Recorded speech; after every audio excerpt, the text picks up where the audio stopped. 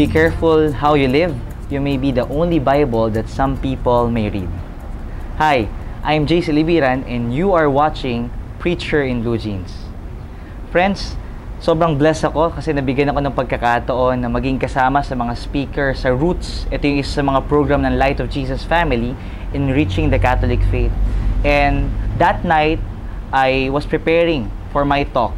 And the talk was about biblical interpretation. Dami kong inaral. And these are all of the summary of what I have studied way back in college and in my master's, no? But on my way to the venue, I passed by mga dalawa silang mga pulube. Dahil nagmamadali ako, dahil baka malate ako, kailangan ko nang pumunta dun sa venue. Pero hindi man lang ako huminto para tulungan sila. That night, when I was about to end my talk, my sharing on biblical interpretation, I told the people, the crowd, na kahit na ang dami nating alam tungkol sa Biblia, baliwala pa rin lahat kung wala man tayong ginagawa para makatulong sa ating kapwa. And this reminds me of a song way back in high school. The title of the song is Banal na Aso.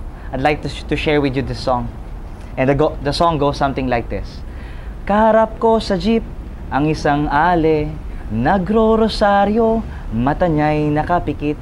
Pumara sa may kumbento, sa babaan lang po, sabi ng tsoper, kasi may nanghuhuli, mura pa rin ang mura ang ale. Banal na aso, santong kabayo, natatawa ako, je, je, je, je. That's the first stanza. Second stanza, nangangaral sa kalye, ang isang lalaki, hininga ng pera, ng isang batang pulube, pasensya na para daw sa templo, pangkain lang po, sabi ng paslit. Talagang di ba pwede, lumipat ng pwesto ang lalaki. Banal na aso, santong kabayo, natatawa ako, je, je, je, je, je. Ano man ang iyong ginagawa sa iyong kapatid, ay siya ring ginagawa mo sa akin.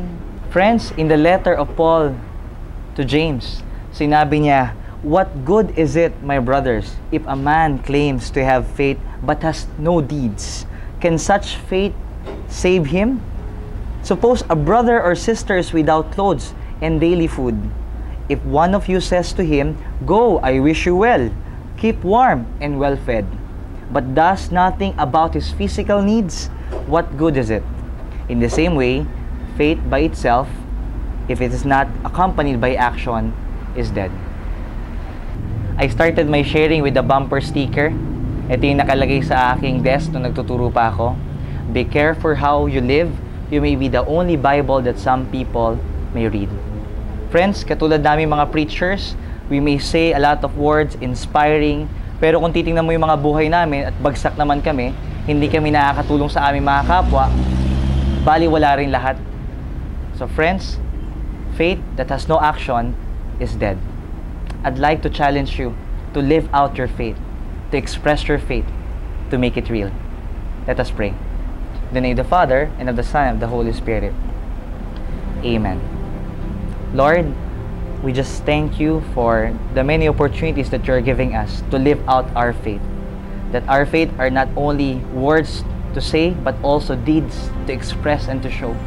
And Lord, you just be with us. May we be able to live out your love into this world. May we become the biggest blessing into this world. Amen. In the name of the Father, and of the Son, and of the Holy Spirit. Amen. This has been JC Libiran. Keep on watching Preacher in Blue Jeans, your dose of everyday spirituality. Thank you for your donations and love offerings to Kirigma family. Your generosity allows us to spread God's word through broadcasts like today's episode. May God bless you abundantly.